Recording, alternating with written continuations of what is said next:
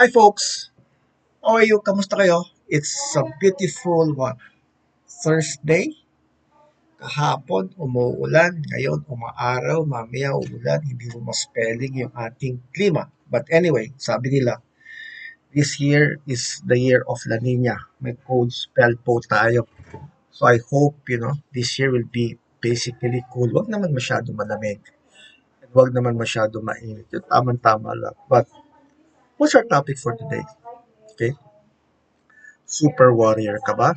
Just like myself, before, I used to worry a lot.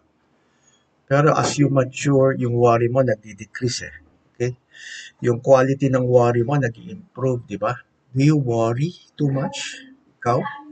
Do you worry about bad things that may happen? Alam nyo, nasa mindset yan, di ba? Karamihan sa atin who are super warrior, sa mindset natin, nangyari na yung kinakatakutan natin. Pero actually, in reality, hindi pa nangyayari, di ba?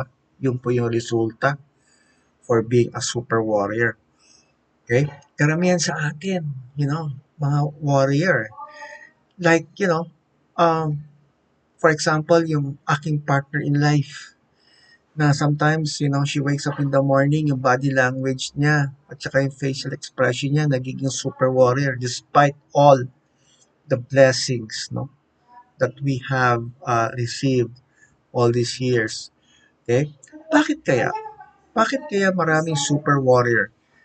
In relation sa direct selling industry, no, which I come from, at kung ikaw ay isang super warrior, malamang maraming dahilan kung bakit ikaw ay nagiging super warrior when you're building your business in the direct selling industry. As a result, wala kang self-confidence sa sarili mo, maybe because of several reasons, no?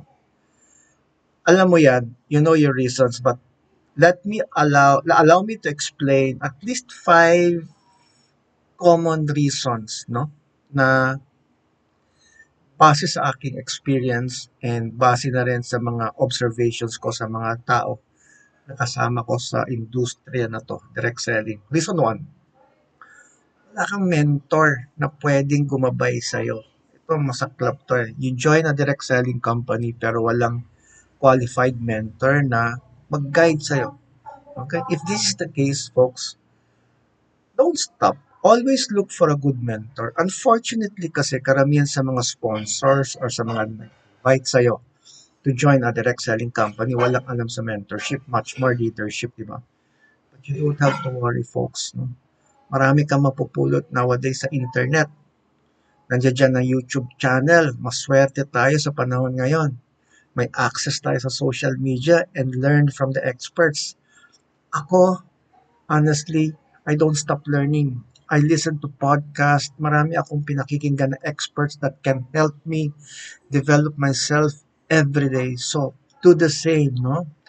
Kung wala tayong mentor, nandiyan dyan po yung social media, nandiyan dyan ang internet.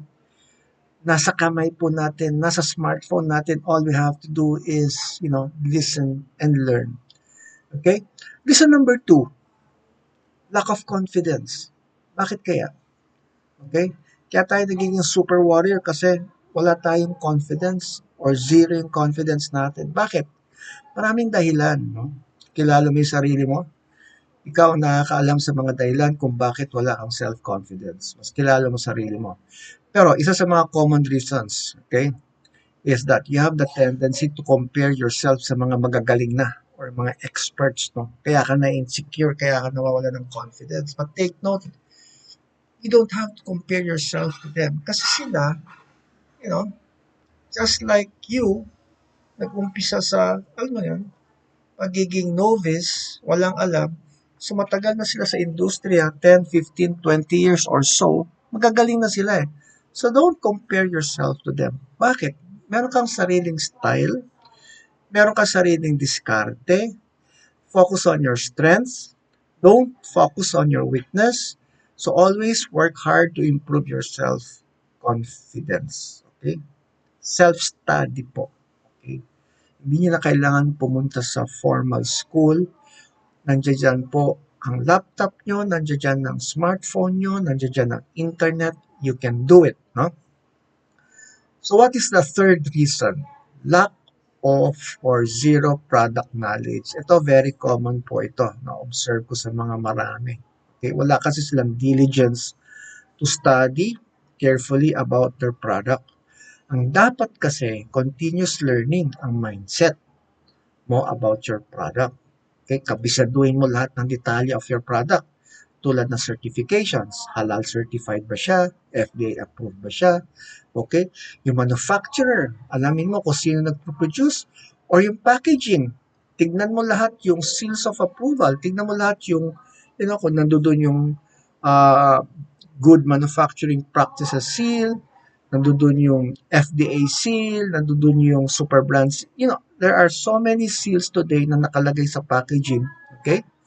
Tapos meron tayong ingredients. Ano yung mga ingredients or components of your product? So you have to know each ingredient or component and ano yung benefit, okay, para sa customer mo. Ito, importante ito, folks. Testimonials. Pag dumadami ang customer mo, dumadami din dapat ang testimonials mo. You have to organize this through pictures, through stories, through audio, through video, whatever. Organize mo siya in such a way na pwede mo siyang i-present sa mga target customers mo. And more details about your product. Reason number 4. Ito very common din po. Lack of communication skills. Okay, ito yung weakness natin. It is a must na matuto tayo mag-communicate. It doesn't matter po kung English, Tagalog, Ilocano, Kapampangan. As long as you're able to convey the message of your company or your product to your target customer. So, isang component ng good communication skill kasi is active listening. Kailangan matuto tayong makinig. Hindi yung tayo lagi nagsasalita. When the customer starts talking, stop talking and listen. Since need mo ma-identify ang concerns ng customer mo and come up with a solution offered by your product and service. So habang nagsasalita yung customer mo, marami kang nalalaman, lalo-lalo na pagka, nagdadaing siya about, problems. So habang nagsasalita siya, na-identify mo na kung paano mo represent yung product mo and you can choose the right words, the right phrase, and the right message to send to your customer. Moreover, to improve your communication skill, always take part to participate sa mga product presentations like events kung may mga pagkakataon kasi kailangan mo to humarap sa madlang people para mawala yung fear mo or mawala yung kaba mo sa dibdib mo. The more you present kasi, the more you become spontaneous. Tapos in due time, pagkabisado mo na yung presentation mo, yung product information mo and all, pwede ka na mag-insert ng presentation material that is relevant to your presentation. So it becomes more interesting to your customer. Reason 5, ito is also very common, the fear of failure. Sadly kasi hindi tayo naturuan bata pa tayo or sa school na it's okay. It's perfectly okay to fail. In fact, the more failure we have sa buhay, the greater of success, di ba? The greater chance of success. Think about this, folks. Pag wala kang failure, this means wala kang attempts, di ba? Or wala kang ambisyon sa buhay mo. Sino ba ang naging successful dito sa mundong ito na hindi dumaan sa katakot-takot na failure? The more failure you have, yung batting average mo tataas. So, name it. Sports, entertainment, business, politics, whatever. Lahat po ng mga personalities, lahat mga nag-succeed in life, in their calling, dumaan po sa katakot-takot na failure. So, you have to learn to embrace failure and learn to fail forward, no? The more mistakes or failure we have in the field of direct selling, the better for us. So in due time, you become experts sa larangan ng direct selling kasi you know, uh, lahat po ng failure na daanan mo. Oh, this is my point. The earlier the failure, the better. Okay? Para the earlier you can learn, the earlier you become expert. So pag may failure dyan, take it. Document mo lahat. Lahat ng mga challenges mo, lahat ng mga paghihirap mo, i-document mo. Because later on, you can share this to your customers or to your group will be going through the same, kind of challenges. So just like any other business or profession, you cannot avoid failure. Nandiyan po yan. So, kung sabi nila, laughter is the best medicine, I can say, failing is the best journey, no, to success in direct selling. Kasi, good po yan. It can teach you good lessons in life.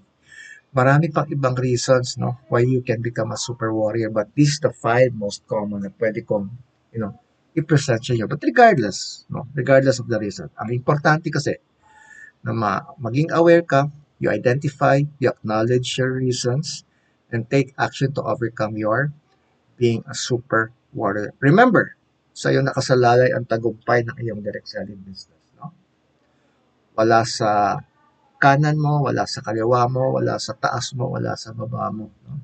Sa iyo nakasalalay ang tagumpay ng iyong direct selling business. So folks, until the next topic, thank you for listening and always remember, wages are good, profit is better. While you work hard on your job, it's also worth working hard to build your business. As no, the successful entrepreneurs always say, actually, nothing personal, just business. God bless.